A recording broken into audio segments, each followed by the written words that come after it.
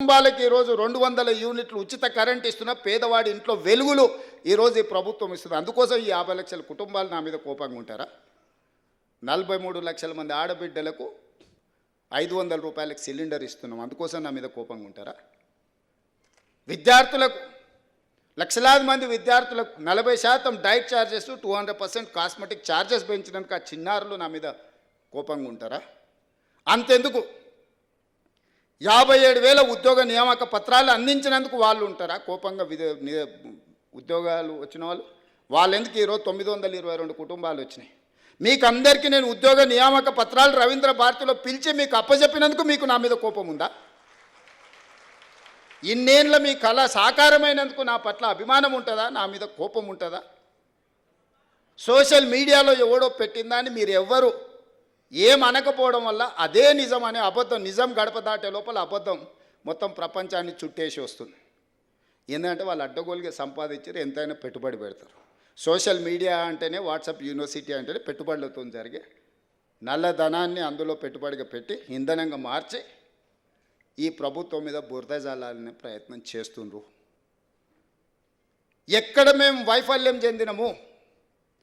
రేవంత్ రెడ్డికి పట్టు రాలేదు అని అంటారు. పట్టు రావడం అంటే ఓ రాజయ్యను దళితుని తీసేయడం, ఓ ఈటల రాజేందర్ బలైన వర్గాల వ్యక్తిని మంత్రివర్గం నుంచి తీసేస్తే పట్టు వచ్చినట్ట? తీయడానికి కారణం చెప్తే పట్టు వచ్చినట్టు. తీయడానికి సహేతుకమైన కారణం ఉంటే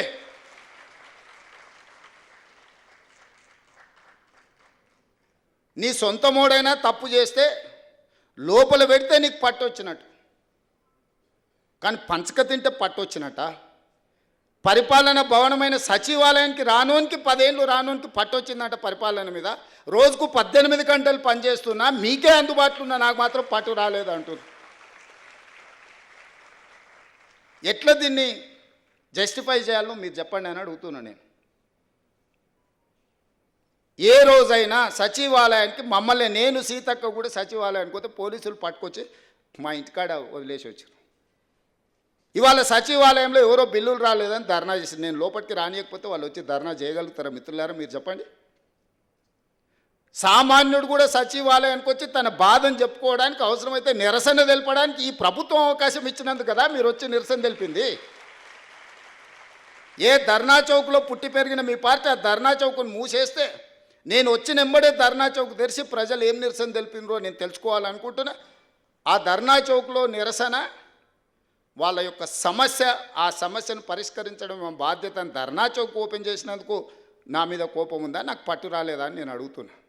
నేను ధర్నాలు చేయనిచ్చినందుకే కదా మీరు పట్టు రాలేదంటున్నారు. అదే పోలీస్ సిబ్బంది ఒక 11 మంది మాత్రమే మారినాం. ఒక కుటుంబం ఒక 11 మంది మంత్రులు మారిన, మిగతాళ్ళంతా సేమ్ అదే వ్యవస్థ కదా. కేసీఆర్, కేటీఆర్, హరీష్ రావు, దయాకర్ రావు ఇట్లాంటి మంత్రులు మారినరు. రేవంత్ రెడ్డి, సీతక్క, లేకపోతే బట్టి విక్రమార్క గారు, శ్రీధర్ బాబు గారు, మా 11 మందిమే కదా మారింది తెలంగాణ రాష్ట్రంలో. ఉన్న వ్యవస్థ మొత్తం అదే కదా. అదే పోలీసులకు నేను ఆదేశాలు ఇస్తే నిమిషాలలో ఇళ్ళకి వెళ్ళి బయటకు వెళ్ళకుండా అందరిని లోపలేసి తాళం వేసి వంగబెట్టి దంచరా? కోదండరాం తలుపులు వలగొట్టిన వాళ్ళు కేటీఆర్ తలుపులు వలగొట్టి ఈపులు వాళ్ళకి దంచరా?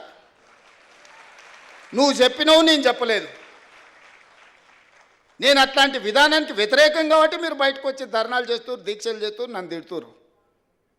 ఆనాడు నువ్వు ఆదేశాలు ఇస్తే కోదండరామ్ గారు తలుపులు బద్దలు కొట్టిన పోలీసులు నీ ఈపులు పక్కన వలగొట్టారా మేము చెప్తే? ఆ విధానానికి మేము వ్యతిరేకము.